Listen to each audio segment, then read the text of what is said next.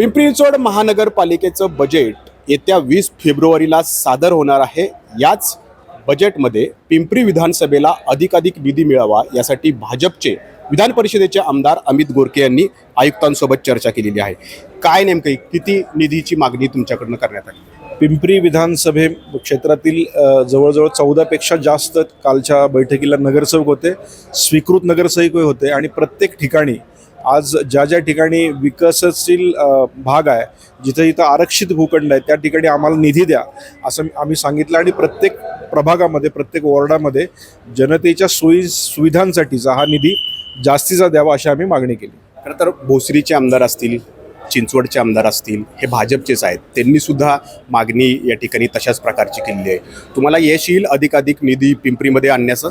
खरं तर आम्ही सगळेच आमदार समन्वयाने काम करतो। आज भोसरीचे आमदार, चिंचवडचे आमदार हे दोन्ही सिनियर आमदार आहेत आणि खरं त्यांच्याकडनंच आम्ही शिकतो निधी कसा आणायचा, त्यामुळं समन्वयानेच आम्ही वागतो। त्यामुळं नक्कीच त्या प्रमाणात आणि समतोल प्रमाणात आम्ही हा निधी आणू।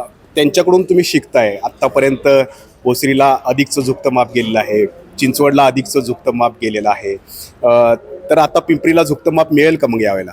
नाही, नक्की मिळेल, कारण सरकार आमचं आहे आणि नक्कीच मगाशी सांगितल्याप्रमाणे 100% पिंपरीमध्ये काही भाग अजूनही असा आहे की तिथेपर्यंत अनेक आरक्षित भूखंड तशी त्या ठिकाणी निधी हवा आहे, तेवढं नक्कीच यावेळेस मिळेल। तुम्ही म्हणालात की भोसरीचे आमदार महेश लांडगे हे सिनियर आहेत, चिंचवडचे आमदार शंकर जगताप यांच्या घरात अनेक वर्षापासून आमदारकी आहे, त्याच्यामुळं ते नक्कीच दबाव आयुक्तांवरती टाकू शकतात की त्यांच्याकडे जास्त निधी यावा।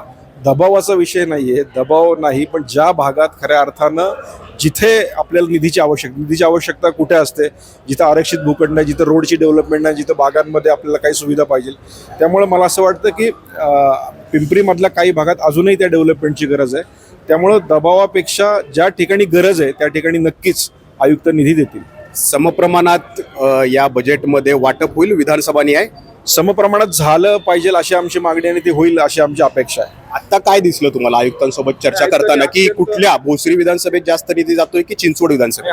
आमची चर्चा पिंपरी विधानसभेसाठी झाली आणि अत्यंत चांगला प्रतिसाद, 1.5 तास त्यांनी प्रत्येक नगरसेवकाचं ऐकून घेतलं, प्रत्येक गोष्टी त्यांनी ऐकल्या आणि प्रत्येकाला आम्हाला आश्वासित दिलं की कुठे आपल्याला काय आणता येईल आणि ते करतील। पण आयुक्त शेखर सिंग नेमकं कोणत्या आमदारांचं जास्त ऐकतात? आत्ता असं काहीच नाही आहे, महायुतीतले आम्ही सर्व आमदार सगळ्यांचंच ते ऐकत आहेत।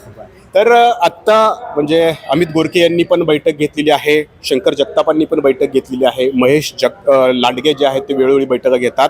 शनिवारी भाजपचे विधान परिषदेच्या आमदार उमाताई खापरे सुद्धा अशाच प्रकारची बैठक बजेटसाठी घेणार आहेत। त्यामुळं भाजपच्याच या आमदारांमध्ये एक बजेटसाठी आपण रस्सीखेच पाहतोय, चढाओढ पाहतोय, अधिकचा निधी जो आहे तो आपल्या मतदारसंघात आणण्यासाठी। मात्र आयुक्त शेखर सिंह नेमकं कोणत्या आमदाराला झुकतं माप देतात याकडेही सर्वांचं लक्ष लागून आहे।